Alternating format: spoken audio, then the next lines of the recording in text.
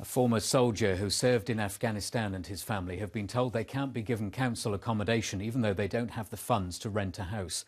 James Streets from Falmouth has been discharged from the army because he has a brain tumour. But when he went to his local council for help, he was told that he, his wife and 4 children can't be put on the housing register. Eleanor Parkinson has been finding out why. Yeah, is that your daddy? Yeah, my daddy. Yeah. Charmaine Streets is very proud of her husband, James. He spent 15 years with the Household Cavalry and saw active service in Afghanistan and Kosovo.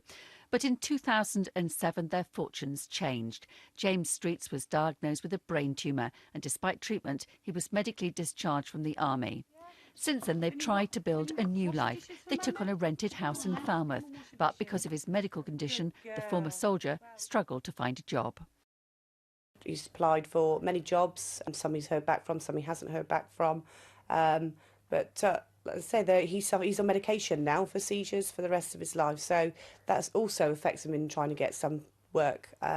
Obviously, the money we had, we'd used on the private rent in the hope that obviously Jamie would find work. Unfortunately, that wasn't the case. So the money was dwindling very low, and yes, we couldn't afford to stay there. We could not afford to renew the contract, knowing that the landlady couldn't accept anybody that would later on be taking benefits. Cornwall Council gave them emergency accommodation, but they've now been told they have to move out as they're not entitled to council accommodation. So why is it the Streets have been told that they're not entitled to council accommodation? Well, the council says because they left their private rented accommodation voluntarily, they made themselves intentionally homeless, and because of that, they can't be put on the housing register.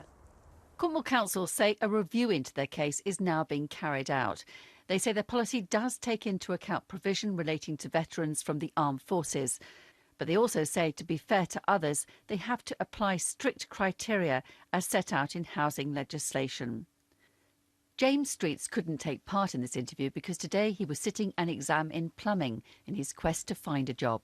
His wife says her husband has served his country well. She says they now need a little help in return. Eleanor Parkinson, BBC Spotlight, Falmouth. Well, loads of comments about this story on our Facebook page today. Thank you. Colin Turner posts, was it Lord George who said after World War I that Britain should be a country fit for heroes to live in?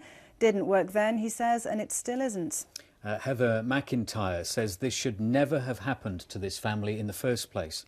And Mark Andrews comments, and yet if someone from foreign parts arrives on our doorstep, they soon get help. And Kevin says, quite simply, absolutely disgusting. Thank you very much for all the comments, and that story's on our Facebook page. You can add your views to that story there.